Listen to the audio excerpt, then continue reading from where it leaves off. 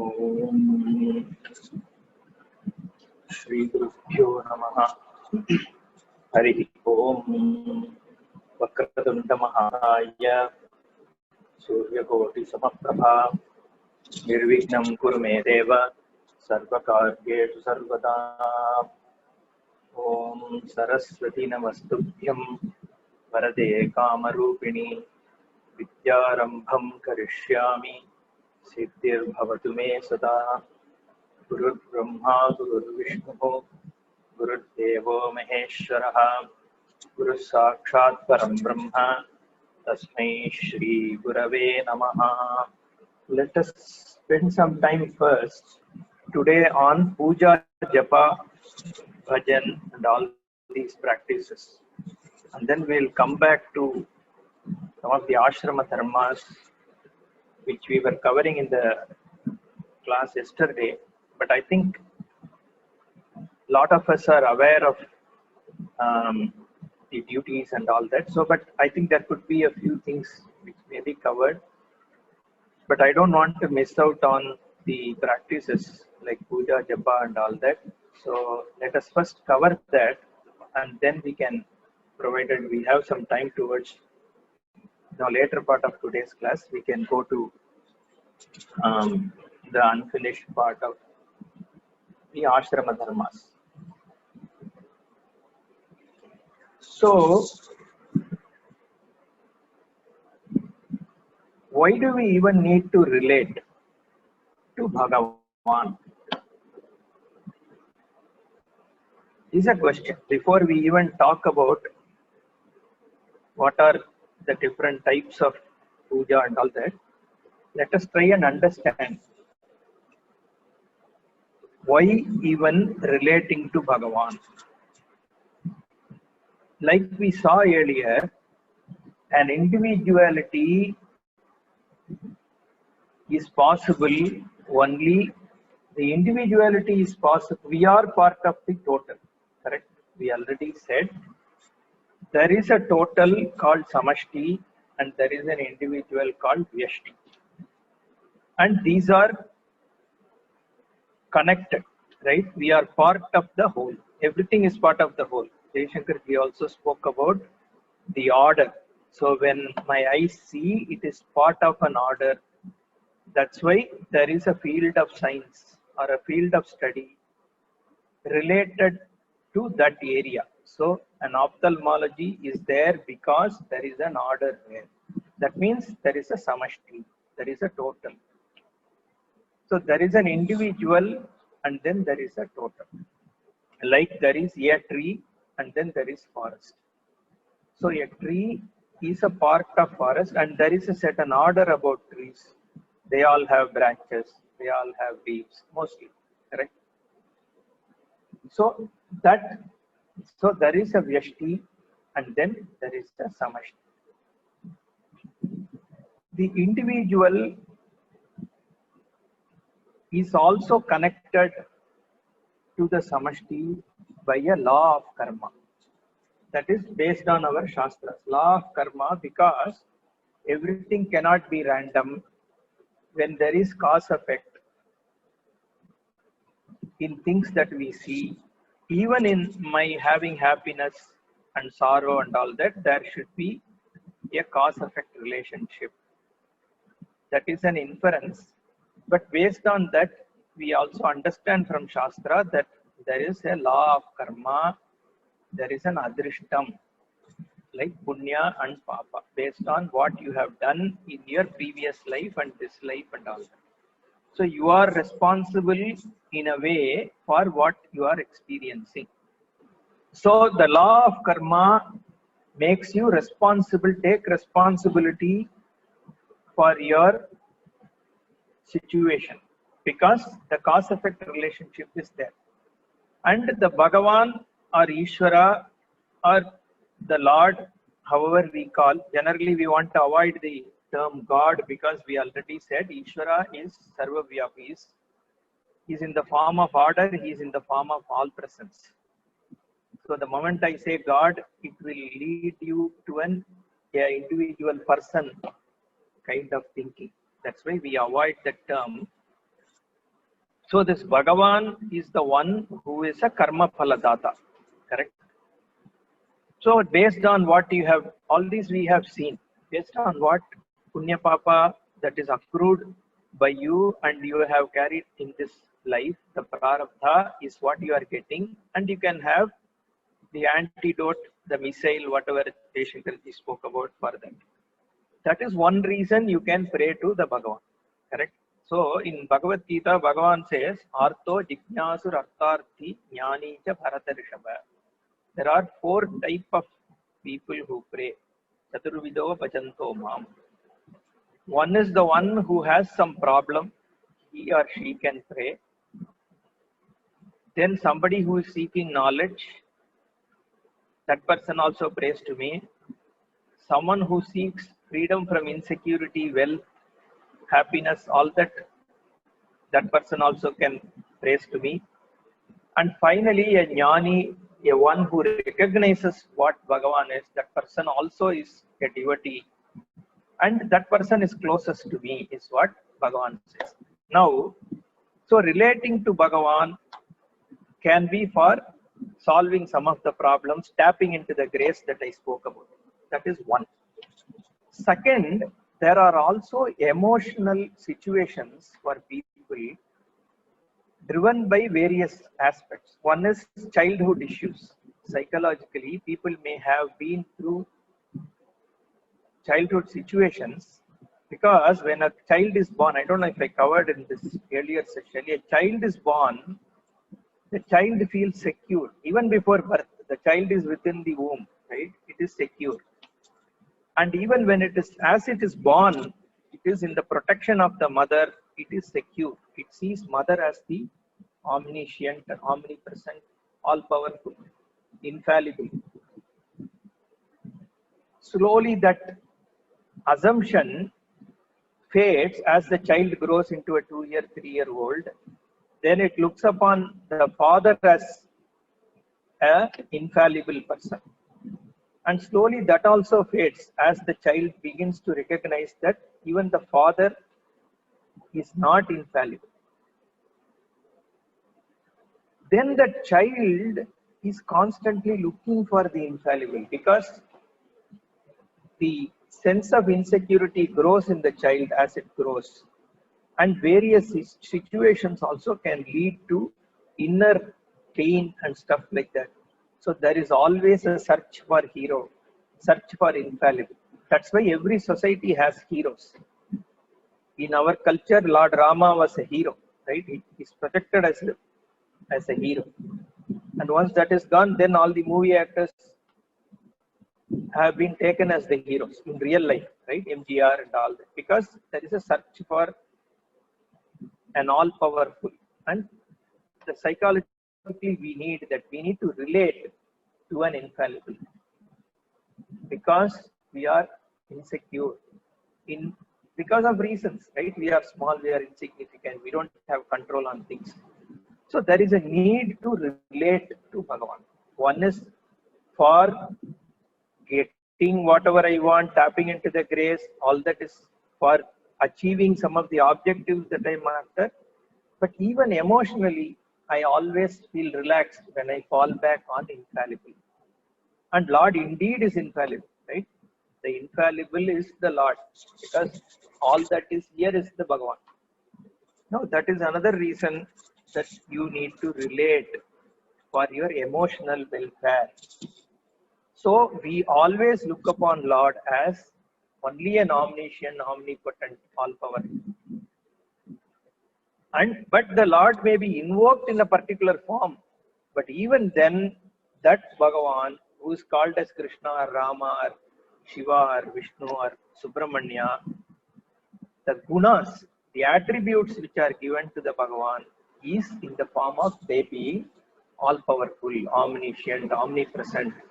They just can come in front of you at any time, called Avirbhavanam. Right? And then Antardhana means they into, the unseen.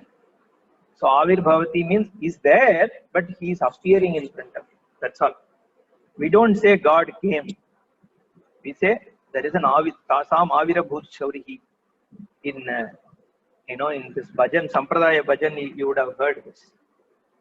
After Gopika Geetam, the Lord appears in front of Gopikas. So Tasam Avira Bhut Shauri. So that is Avir Bhavan. And then he became Antarthanam. He went back, resolved into the unseen or unmanifest, whatever you want to call it.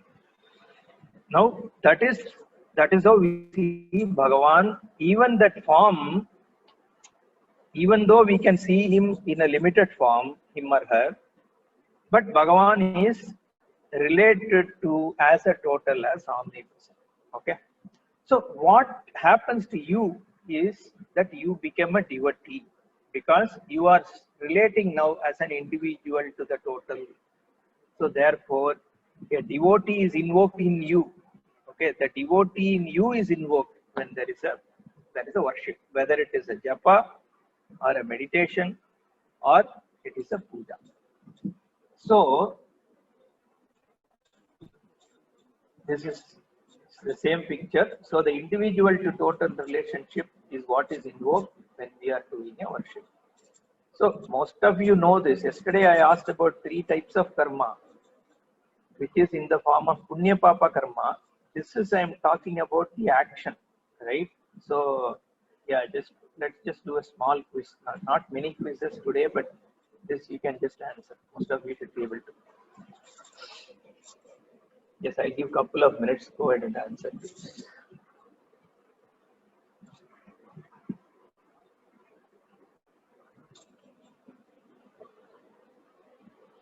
Hope you can hear me. I don't see any answers coming. So, okay, yeah, that is correct.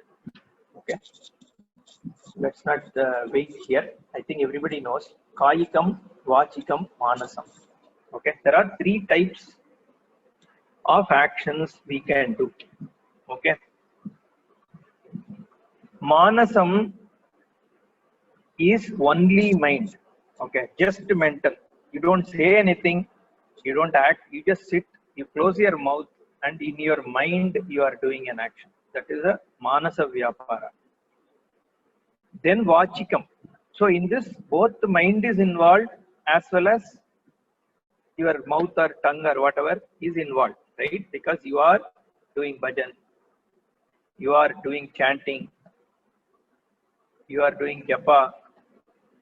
Japa can be manasam also. Some people also chant with mouth, you can sing. So that is a vachikam karma. So it involves both mind and vak.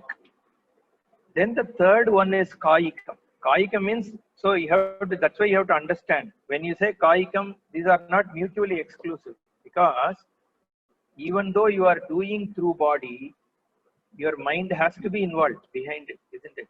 So it's not that it leaves the mind behind and only body is doing. So mind is involved, and mostly vak is also involved, because you are chanting some prayer when you are doing an kayika action. That is why a kayikam involves both manasam and vachikam. Vachikam involves manasam also, and manasam is mind alone.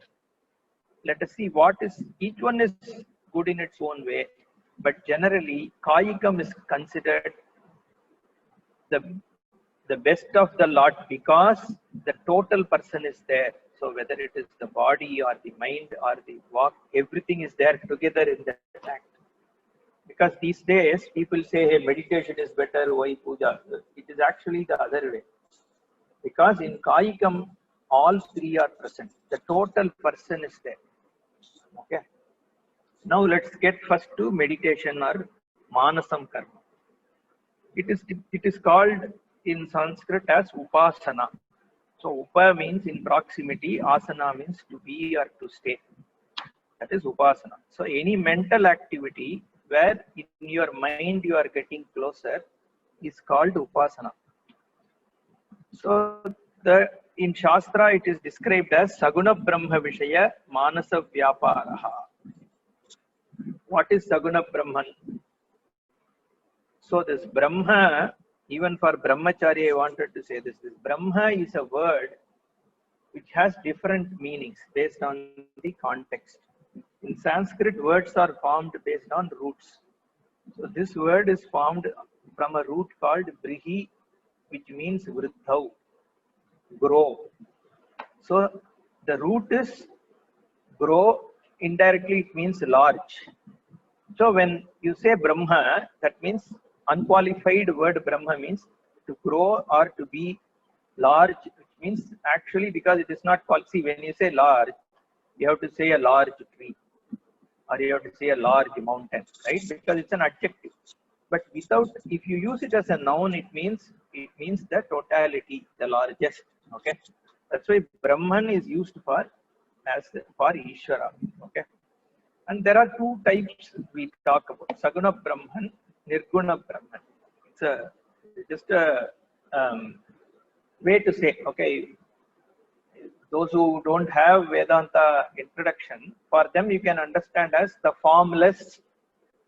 If you can call it as Nirguna Brahman, with form is called as Saguna Brahman. Okay, this formless and all, you have to be careful on how you understand. But for now, just for the sake of the minimal understanding, call it as formless is Nirguna Brahman and with form is Saguna Brahman. That means any Ishvara's form like Krishna, Rama, whatever, is called Saguna Brahman.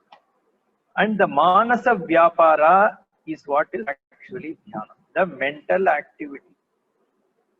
So mental vritti, just using the mind to relate to Saguna Brahman. That is called meditation in our Shastras. And this can be done as a karmanga, as part of an action. Like for example, this Kayika puja that you are doing is also a karma. Or the Vedic ritual you are doing is a karma. So you always meditate. I will talk about that Devada Dhyanam in a bit. So that is one type of upasana. Or there can be just a dhyanam, right? You are not doing any karma. You are sitting and meditating, like Shiva Manasa Puja, right? It's a dhyanam.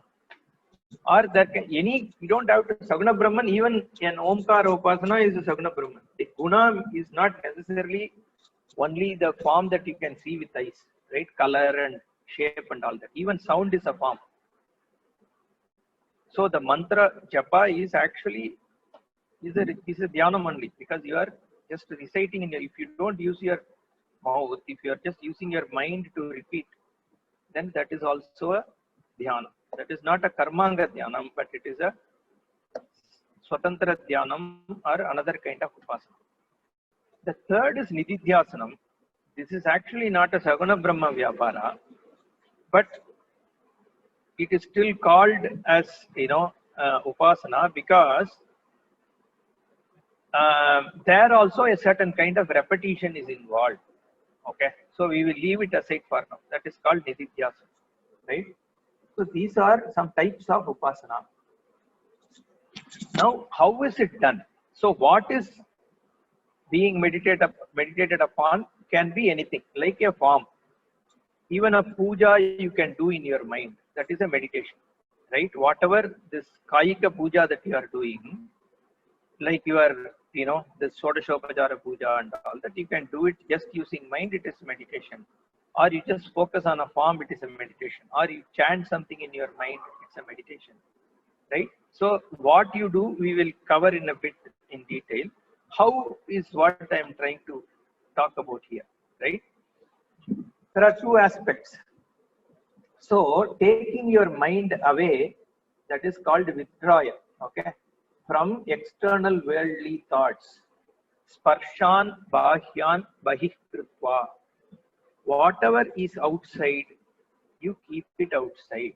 Is what Bhagavan says in Gita. When you are doing dhyanam, keep the external things external. What is this statement? External things external means what? Don't keep them in your mind. Because you are doing a role play. You are doing a role play. All the world is a stage, like Shakespeare says, right? And we are all actors. That is a true statement, because you are doing roles. You are a father to a son or daughter. You are a husband to a wife. You are a wife to a husband. You are a son to a father and a mother. You are a brother. You are a sister. You are an employee. You are an employer. You are a servant. You are a master. So each one is a role, and each role is associated with lot of positives and negatives, isn't it? And we carry all of them as me. Whatever is a role problem is taken as my problem. The moment you make it a role problem and you are in that role, you have that problem. In the other role, you have that problem, right? And that happiness, whatever. But you are, though the role may be you, but you are not any one of those roles. You are separate from it, isn't it? If you can see that, then you can understand what is outside and what is inside. You don't carry what is the role problem into you. That is Parshan Bhakyan, by keeping the external things external. Just be yourself, right? So withdraw yourself. So Vijatiya Pratyaya Nivritti. So whatever you want to focus on, anything other than that, you don't encourage it. It will come. But when it comes, yato yato nischarati manaha chanchalamasstiram tatastato niyamya. You see that second verse there? In Bhagavad Gita, Bhagavan says that it is natural that mind will go into something else, but just bring it back. And bringing back is dhyana, right? It's not that you are doing dhyana, mind is going and bringing that. Bringing back is also the process, is part of the process of dhyana. We don't have to feel bad about it. Hey, my mind is not focusing. That's okay. It goes somewhere, but you consciously bring it back, right? So that is what you withdraw from things, which is the Vijatiya vritti. And the Sajatiya Pratyaya Pravaha is what is Dhyanam. Keeping it on the same aspect. Okay. So you have to understand the mind. The mind is always into chain thinking. Chain has what? Multiple rings, right? Connected together. Let's do a thought. This, I am just looking at this Angavastra. Okay, it has some jari. So this jari is gold in color. Okay, is it really gold? Maybe it is. I don't know. But gold prices today are, skyrocketing. I don't know what is happening to the world economy. And is it all centrally determined? And what happens due to this COVID? Does the economy get impacted? Then my mind goes to, hey, COVID, okay, now Trump has COVID. So what is going to happen to the presidential election? So see how it flows. From this towel, it went to the jari, and then to the gold, and then to gold prices, and then economy as a whole, and then impact of economy due to COVID, and from COVID to Trump, and Trump to US elections. So it just goes like that, because mind flows through connected thinking. There is always a connection between one thought and another thought. That's how it moves. Because you are not doing a conscious thinking, correct? So there is always a Vijatiya Pravaha, like it just goes on and goes away. Now Sajatiya Pravaha is a deliberate thinking. That is what we do in meditation. You deliberately focus yourself on a thing. That is why japa is a very good way of doing meditation, because you are telling your mind, this is what I will do in the next half an hour, right? I am only going to focus on this particular Hare Rama, Rama Rama, Hare Hare, Hare Krishna, Krishna Krishna, Hare Hare. This is what I am going to focus on. Nothing else. And you can't, whenever it goes elsewhere, you bring it back to this. So there is a deliberate. So you know what are you going to be thinking during the next 20 minutes, right? Otherwise, you don't know. We don't even know what I'm going to think after 3 minutes. That is called meditation, right? And it is a technique also, and it needs to have it. If it invokes the devotee in you, the benefit is much more. Okay, it is a technique also, because between, so this, what is the difference? So I spoke about thoughts as a chain thinking, right? In japa or meditation, It is called cyclic thinking. It just goes back and comes back to the same thing, right? You are repeating. And it also gives you an ability to see what is there between two chants. From one Hare Rama to next Hare Rama, in between what is there, I'm able to focus, I'm able to understand. So this is an important technique if you want to focus on your Swarupa. What am I? Who am I? It can be done through Dhyanam, right? Because you are having a deliberate thinking. That is one. But more importantly, in Dhyana, if you can chant anything, you don't have to do only Hare Rama, right? You can still say, economy is going fine, economy is going fine. That is also, you can call it as japa. But it is only a sentence, and the meaning of the sentence doesn't invoke anything special in it, right? Whereas when you relate to Bhagavan through the chant, you are actually invoking a devotee because you are in touch with the total. So there is a difference between just using it as a technique versus using it as a prayer. Okay, that is more important. So this Chanchalam, these two verses I quoted because people have this problem. I am not Nishtai is not happening to me. I am not able to focus. Bhagavan says, Chanchalam hi, this Arjuna says, Chanchalam hi manak Krishna pramati balavatridam tasyaham nigraham manye vayoriva sudushkaram. Okay, Arjuna tells Krishna that my mind is like, a wind. It is, I'm not able to get it under grips. You can't hold wind, right? So it just carries me. And Bhagavan answers, that is right, you are correct. Manodu dikraham chalam, it is, you are correct. But whenever it goes away, just bring it back. So that is meditation, right? And how it has to be done, I will just spend a few minutes. This is all from Bhagavad Gita, right? He says, Suchau deshe pratishtapya stiram asanam atmanaha natvichritam na atinicham chailajina kushottaram. Just place yourself in a clean place. Because if it is smelling, if it is dirty, you won't be able to concentrate naturally. And then have a stable seat, okay? Not that it should be shaking. And then it should not be in a very tall place because your mind is always afraid whether you will fall down, right? Or it is in a very low place. All that because your wind and aeration, everything gets affected. And then place yourself, if possible, on the darba grass, right? Because it helps. Tatra ekagram manah kritva yata chitta indriya kriyaha upavishya asane yugyate yogam atma vishuddhi, for your own purification. Purification here is your mind, right? You are getting more control on your mind because you are not letting it go away into a chain. As you are trying to at least get some grasp on your mind. And also you are chanting things. See, when the Vedic chants or mantra chants, you also have to understand. There is a Artha Vishesha and there is a Sabda Vishesha. One, there is an importance of meaning. But Veda and mantras also have what is called Shabda Vishesha because these sounds are themselves heard by rishis from Srishti. We have already spoken about it, right? Shruti. So these are Ishvara only, isn't it? Whatever is available in Srishti is Ishvara. And Veda was available as sound at the time, at the start of creation, and it is always there. It's just rishis could tap into it. Therefore, we got this. Right? And these are sounds. Yasya Nishrajitam Veda. Jaishankar is told, right? So Veda is like the breath of Bhagavan. That means Veda and Bhagavan are not different. Because how can, see, a life means breathing, isn't it? So I can't say the person is breathing. The breath is the life.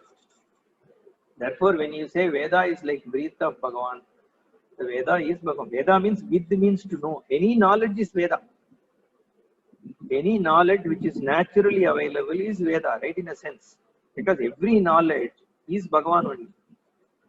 Einstein discovered something, it's Bhagavan because it's there. He just saw, right? He saw. It's not that he created that knowledge. So, when law of gravity was discovered, law of gravity was there. that's a knowledge also is there, right? It's available. Somebody got it for the first time. That's all. Then that's why it's Ishvara. So so Veda means all knowledge. So these are things that came to rishis. So that's why it is considered as swasha only of Bhagavan.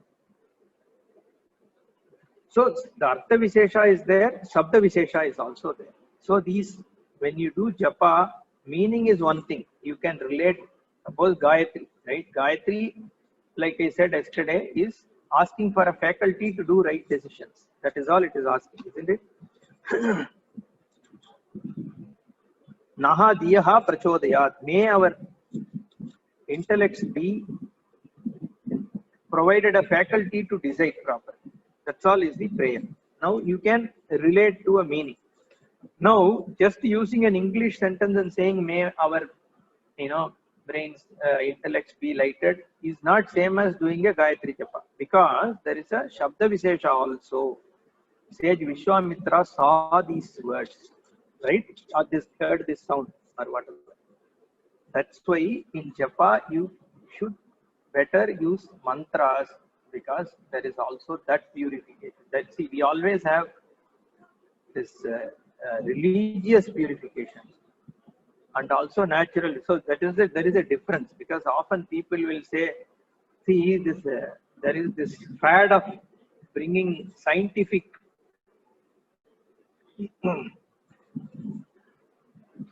explanations to religious, just to gain the satisfaction that hey, Hindus are scientific. So this parisechanam we do, right? Then they say it is to protect insects from coming. It's not like that. I mean, everything you don't have to explain in some materialistic aspect, right? That is so, because there is a purification which is also through mantras, and that's a belief, right? I mean, if you there's nothing, you don't need to prove by science on all these things, because whether such a purification is there, the pramana is only Shastra. If you think that purification is there and it is needed, you adopt it. But there is no, you cannot also argue against it. You cannot say with assurance that there is nothing called, ritualistic purification which happens, right? We can't say that, because that's why that one question I asked, right? What is common between these things?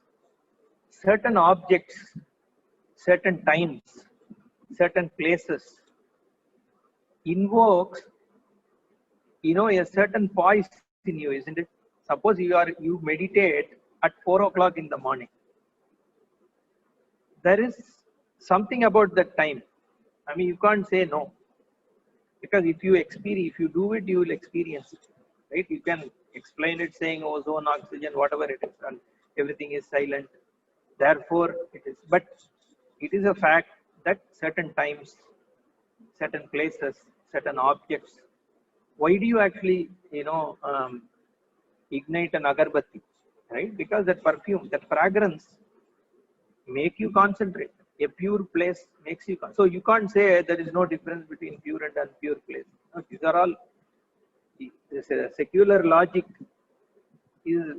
You have to. If you have to look at the reality, some of those things are not correct. Therefore, anyway, let's come back to this. So Shanai Uparamet Buddhya Dhriti Grihitaya Atma Samstam Manakritva Nakinchidapi Chintayet. Okay, slowly get your mind, as you practice, you can get it under control. And Pratika, so again, where are we? Where so Karmanga Upasanam we saw. Then Pratika, Om itself is a Pratika, right? It's a symbol. Or a Vigraha, you can take a clay and then you can invoke Bhagavan, and we spoke about invocation and all, right? Because Bhagavan is omnipresent, you can invoke it in anything. And the third one, Ahangraha Upasana, you can invoke the Bhagavan in you also. In the Tantrika Upasana and all that, they actually invoke the Bhagavan in their own body. Okay, so there are different types of Upasana. We will look at some of the dhyana, as part of Karmanga, because I have just picked up some shlokas which many of you might have chanted, right? These are called for invoking a particular form. A dhyana shloka is given usually before. So this is one of the famous one. Anybody who has done this Lalita Sahasranama would have come. This is the first dhyana shloka there. Sindhura Aruna Vigraham Trinayanam Manikya Maulispurat Tara Nayaka Shekaram Smita Mukhim Apina Vakshoruham Panibhyam Alipurna Ratna Chashakam Raktotkalam Vipratim Somyam Ratnakatastha Raktajaranam Dhyayet Param Ambikam.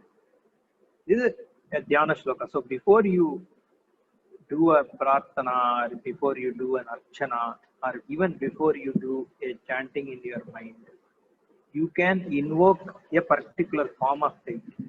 That is what you should generally, because in front of you sometimes you will have an altar which represents it, or in many cases like Panchayatana and all that, you just have a stone and you are invoking a Bhagavan, right? See, rather than seeing a particular sculpture in front, if you can actually visualize a Bhagavan in your mind, it is more effective. Right? That's why these dhyana shlokas are given. Sindhura Aruna Vigraham. Sindhura is a color, right? The color of Sindhura. You just, meditate upon the Lordas as one who is the color of that crimson red, and who has the third eye. Third eye represents the knowledge, right? Trinayanam. Manikya Maulispurat Tara Nayaka Shekaram. So she has a crown. Mauli means crown, which is studded with Manikya, ruby. Tara Nayaka. Tara is the wife of moon. Okay, so the Tara Nayaka is the moon, crescent moon. Shekaram, she has it in the head. Smita Mukhin, she is with a pleasant smile. Apina Vakshoruham. So this Apita Kucha and all that is said for goddess, because she is the mother of the whole universe, but she doesn't feed, right? That's why she's called Apina Vakshoruha or Apita Kuchamba. So she is the one who is a mother, not by directly having these babies, but despite that she is the mother of everyone, right? So who is reflecting the motherhood? Panibhyam Alipurna Ratna Chashakam Raktotpalam Viprati. Utpalam means a lily, right? So she holds a red lotus, right? She holds a lotus on hand and a jewel studded, another vessel on another hand. So that kind of Mata, Saumyam, she is in a Saumya Rupa. Ratnakatastha Raktacharanam, her red feet is on again. So all these have their own meaning. Okay, what is Ratnagata, right? Some people bring up with meanings, right? So Ratna is like Upanishad Vakya, Gata means all the Veda, something. You can, but this what for you to do dhyana, it is Ratnagata, right? So it is Ratnagata on which she is keeping her feet. That kind of goddess may you meditate upon before you actually do this action. When you are doing this 1008 Archana, you just meditate upon goddesses. This is dhyana shloka. Similarly, I just couple more I picked up. Subramanya, there is a dhyana shloka. Kalpadruvam pranamatam kamalarunabham skandam bhujatvayam anamayam ekavaktram katyayini priyasukam kadibatta vamam kopina dandadhara dakshina hastamide. This is specially for this Parani Lord. It says Kalpadrumam. So like a Kalpaka Vriksham, he just gives you whatever you seek. I prostrate Pranamatam Kamala Arunabham. He is like Arunabha means the sunlight, right? The brilliant sun for the lotus. Kamala Arunabham means for the devotees. He is like the sun is for the lotus. The Lord is for us, right? Devotees. Kandam Bhujatvayam with two hands. Anamayam Ekavaktram. This Anamaya is used in different contexts. Unblemished, right? Blemishless, or Anamayam also is used for moksha in Bhagavad Gita. So the face which gives you moksha are a blemishless face. And Katyayini Priyasukam, Katyena's daughter, Parvati's, dear son, Kati Baddha Vamam. Okay, his left hand is placed on his hip with Kaupina, wearing this loin cloth and having a danda which represents Dharma. Dakshina Hastamide, who holds the danda in his right hand. That kind of a skanda may I prostrate, surrender to. Again, you pray, you visualize this form before you start your japa, right? Lastly, there are also this is not like only in Sanskrit, right? Every language has. This is one I picked up on Dakshinamurti in Tamil. Okay, Paranjoti Munivar has created this. Kallalin Kudayamarthu Nanmari. So for people who know Tamil can understand, I'll give you the meaning. Who don't know Tamil, just bear with me for a minute. Kallalin Kudayamarthu Nanmari Aranga Mudal Katra Kelvi Vallargal Nalvarum Vakiranda Puranamai Marik Appalai எல்லாமாய் அல்லதுமாய் இருந்ததனை இருந்தபடி இருந்து காட்டி சொல்லாமல் சொன்னவரை நினையாமல் நினைத்து பவத்தொடக்கை வெல்வாம். Bhavat means start or continuation of samsara. So may you win over the samsara by doing dhyana. Ninayamal dhyana of who? Kal alim kudayamar. Alam means vatavriksham. Vatavitapi samipe bhumibhage nishannam. That is a Sanskrit sloka which is equivalent to this. Bhumibhage nishannam sakala munijananam jnanadataram arat tribhuvana gurum isham sri dakshinamurti devam janana marana dukkacheta daksham nama. So this, the one who is seated under the Vatavriksha, we saw all that, right? Vatavrikshas is about, continuation of Sampradaya and all that, but that's all okay. Here we are only talking about an imagery, right? The one who sits under the Vatavriksha, who is giving the 4 Veda and all 6 Ankas to the 4 Sanaka Sanandana who are under him. The one who is in the form of Puranam, who is beyond Veda, right? Marik Appalai. Okay. Ito vacho nivartanti. But known through Veda. Okay. Ellamai, Alladumai. The one who is in the whose nature is all forms, but is also without form. Alladumai, irindadane, irindabadi, irindikati, sollam, the one who is doing Mauna Vyakya, who doesn't need to talk. Okay, that kind of Dakshinamurti may you meditate upon. So this is a Tamil Dhyana Sloka. So Dhyana Slokas are there, in other languages also. Now let's come to Japa. Okay. Japa generally it is meant to say this Pa stands for destruction of impurity. And Ja means which keeps and puts an end to the Janma. Right? So Japa removes impurities and makes you come out of the cycle of birth and death. That is what Japa is to mean. Japa can be Manasam, but Japa is also Vachikam. Many people find it better to actually use the mouth to do Japa. Okay. So I already spoke about chain thinking and cyclic thinking. Okay, so we have covered Manasa Vyapara, what it is. We have covered Vachikam. And Kayikam, and I'm rushing a bit because we are short of time. Kayikam, like I said, involves both Manas and Vak. Okay, so this Kayikam is where the person is available in total. You are there relating to Bhagavan as a complete person. That's why Kayikam is considered the most significant way to act. So all 3 you can do, and Kayikam also is good to do because you are there, you are doing puja, so you are relating physically. And generally puja is very personal, though there is a collective puja also in temples, but that is also not really collective. You see, in Hindu, our Sanatana Dharma, we go to the temple, it's again individual. You give for Archana, it's all your sankalpa, right? It's not a group of, okay, sometimes we do bhajans together and all that, but collective is very minimal. In Sanatana Dharma, puja is always it's not even a family thing. It's always individual. In a family, you will have different Ishtadevatas.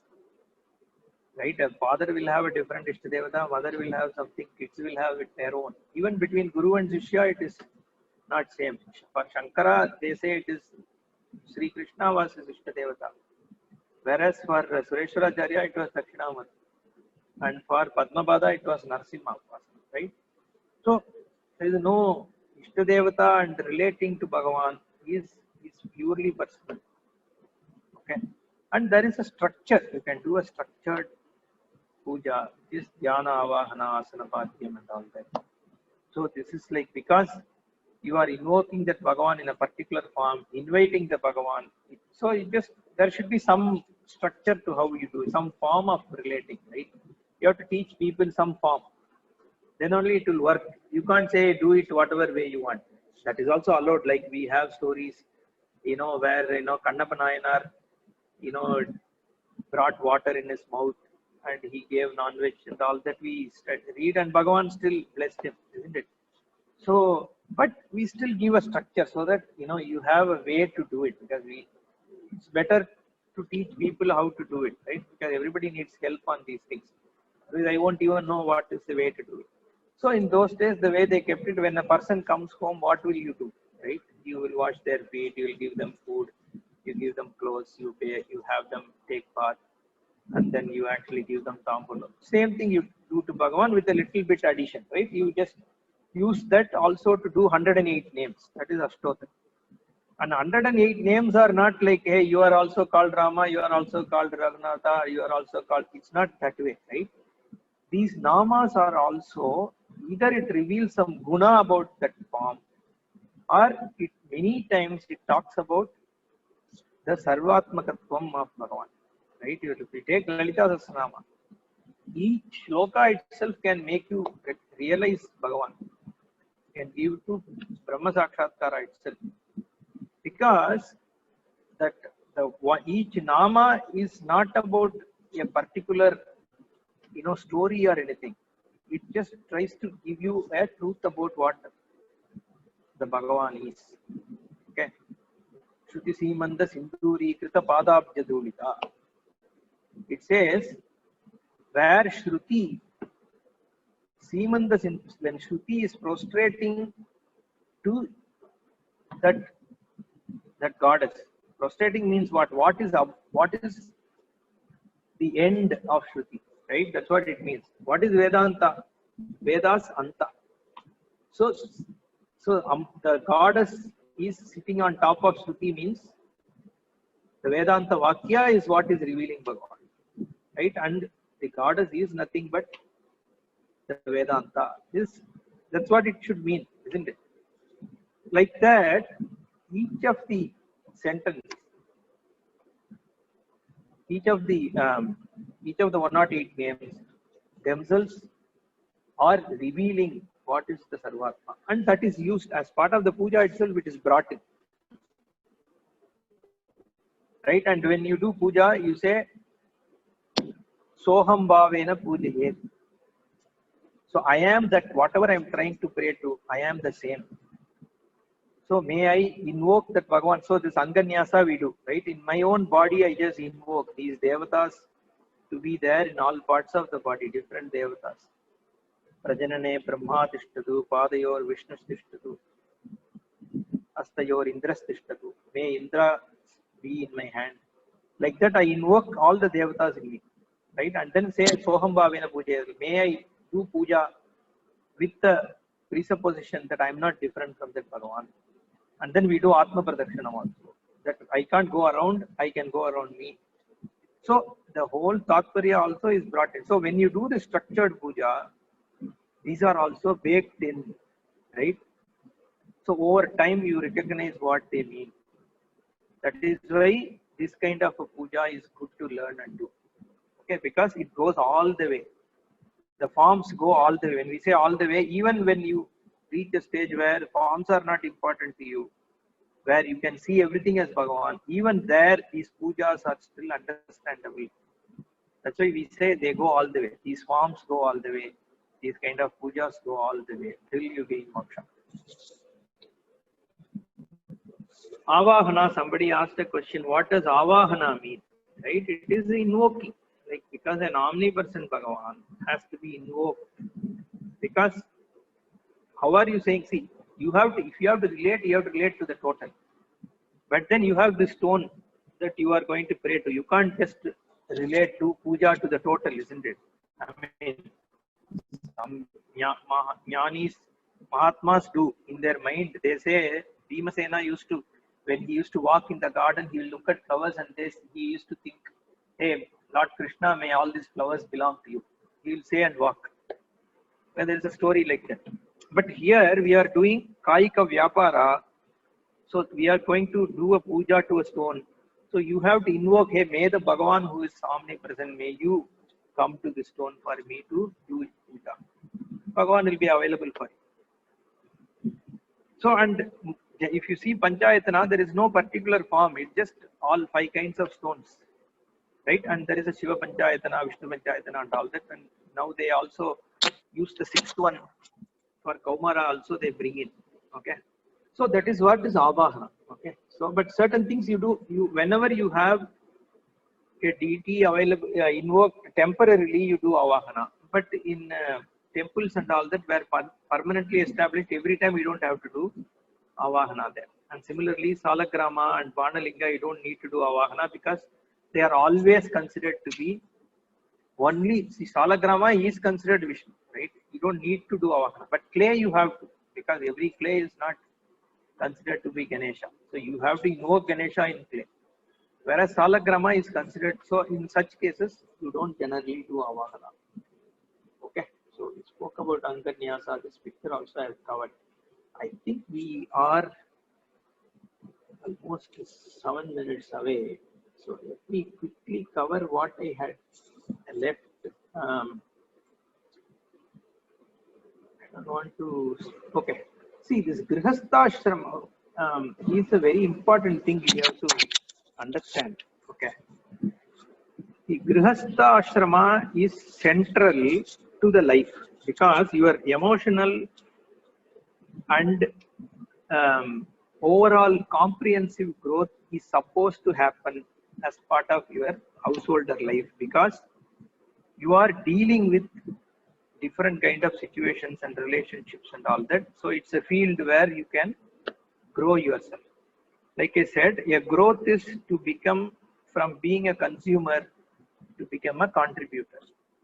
And a Grihastha life provides you opportunity to be contributing because you are contributing to your children, you are contributing to brahmacharis, you are contributing to sannyasis, you are contributing to society at large. And your spouse is considered to be a partner, and that is what happens in Saptapadi, right? So when you actually get married in the Sanatana Sampradaya, generally this Agni and Saptapadi and all these things are common if you see all over India. So here you both take a vow that we are becoming partner in performing this dharma and may us grow together. So that's where this whole marriage as an institution also is seen as a way to grow. Okay, it is not. That's why it's the families coming together and supporting these two people. Even in fact, that's where I had these pictures, right? This Kannika Danam, when it used to be there, now it is grown up only. We have the marriages.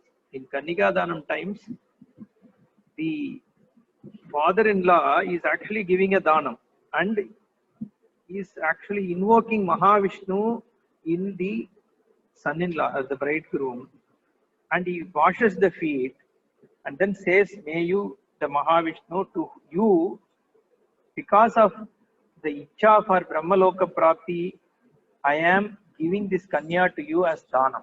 Okay, so the Danam is done of a person who is not an adult. That's why they used to give it in early ages, because giving away a grown-up adult as a Danam is not correct. But like I said, see, these are, again, I don't want to get into the controversy of what is right and wrong, but this is the concept behind it. So the whole Vivaha also is considered a samskara, where a person is invoked as Mahavishnu and the Danam is done. Okay, and and that person who receives doesn't receive it as a Danam, right? Then Saptapadi happens. Then the person who marries says, you are my partner.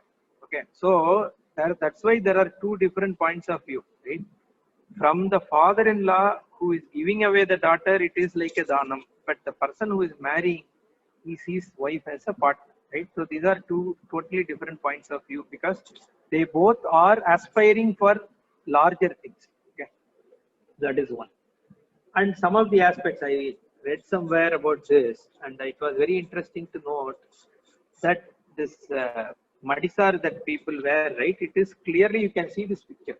It is an Ardhanarishwara Tattva, right? A lot of these things, there's a lot of things we can cover on dressing and how the lifestyle is towards all these Sanatana vision. But we'll just quickly move because I have another hardly 3 minutes. Okay, Vanaprastha and Sannyasa. I want to spend 2 minutes on Sannyasa, right? Sannyasa is again, it is irrespective of Varna, right? Every Varna goes through these stages. Only thing is Brahmacharya, depending on what Varna somebody learns, everything is Veda, right? Astra Shastra is Veda, Artha Shastra is also Veda. So everything is part of Veda only. Veda is common for 4 Varna, right? That is why only people who are outside of Varna system were not considered generally in those days as to be Sanatanis, right? So all of them had this ashramas. And that somebody was asking about women. Even women had some kind of sannyasa. If you see the picture on the leftmost side is of a lady, right? She is technically a sannyasa. There is no difference in the way a regular sannyasi is and a woman sannyasi is, right? It's like a sannyasa. But only problem is it's not by choice. So there are some points of view which can differ, right? In what happened those days. I'm not justifying all that. But that is also some form of sannyasa only was kept in mind. Now, sannyasa, what is sannyasa, right? So I'll just spend 1 minute on that because people need to understand. Sannyasi is in Bhagavad Gita extensively is spoken about. So because the Shastra binds people, from whether it is a brahmacharya or grihastha or vanaprastha, there are certain duties which are said that they need to do. Okay? But when a person has got the vairagya, viveka and all that, the Shastra has to free that person away. Otherwise, the person continues to get bound into action. Therefore, something called sannyasa was kept in Shastra because it kind of frees that person from binding into rituals and then says, hey, from today onwards, you are not whatever you have been so far. You have a new name, you have a new, jataka, you have everything is new for you. May you now get freed and go and pursue this jnanam.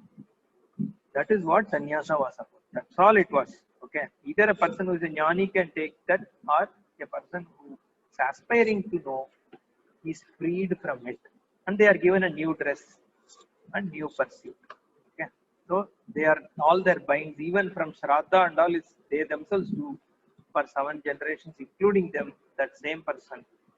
And then the person is freed away in pursuit of jnana because so then the question could be why should somebody has to be broken and freed away? Because the vision is the whole life system is for somebody to gain this knowledge and be free. So the culmination of Sanatana Dharma is to totally free the person from the cycle of samsara and birth and death. So that is the final object.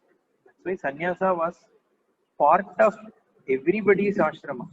It's not that only select people need to take sannyasa. Everybody becomes a brahmachari, grihastha, vanaprastha and sannyasa. That is how it used to be. So if somebody suddenly falls ill, they even used to give this apat sannyasa. Like within, just before the person dies, they'll just give, okay. Because they don't want, because this person doesn't have enough time, so they give. So sannyasa was considered to be a mandatory thing. So every person in life at some point was encouraged to choose to go and learn and get free. And there is a vakya in Mundaka for it.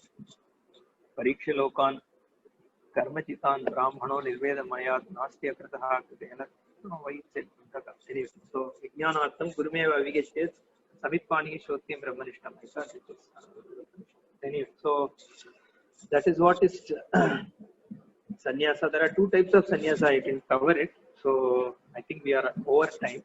So Vidvat sannyasa and Vividisha sannyasa, it's okay. So I don't know. I think Srividya ji would get back if we are going to have more classes. Otherwise, I think we have come to the final class as much as I understand. So If there is any question, I can take.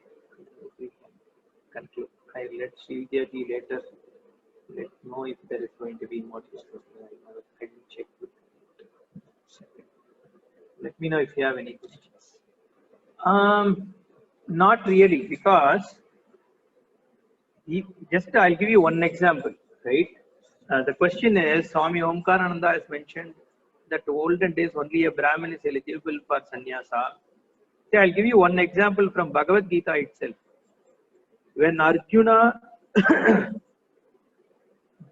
spoke about Bhaikshyam, I Guru Nahatvahi Mahanubhavan Shreyo Bhoktum Bhaikshyam api iha loke. So rather than kill my gurus, Arjuna is a Kshatriya, right? So he says, rather than kill my gurus, I am better off by seeking alms. For that, Adi Shankara's Bhashya is, Arjuna is choosing to do a paradharma which is not right for his ashrama because he is not a sannyasi.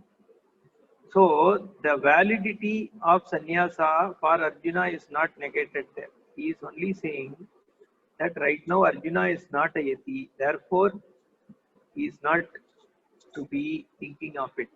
And there are many places in Bhagavad Gita also the sannyasa is referred to for Kshatriyas. So I don't know, I don't want to contradict directly Omkarananda ji, but as my understanding goes, and we have seen sannyasis even like 150 years back and all that, where it was from, multiple different varnas. So if he has said something about olden days, I am not sure. Okay, so if there is no other question, we'll close with Shanti Mantra. Om Purnamadah Purnamidam Purnat Purnamudachyate Purnasya Purnamadaya Purnameva Vasishyate. Om Shanti Shanti Shanti. Hari Om Shri Guru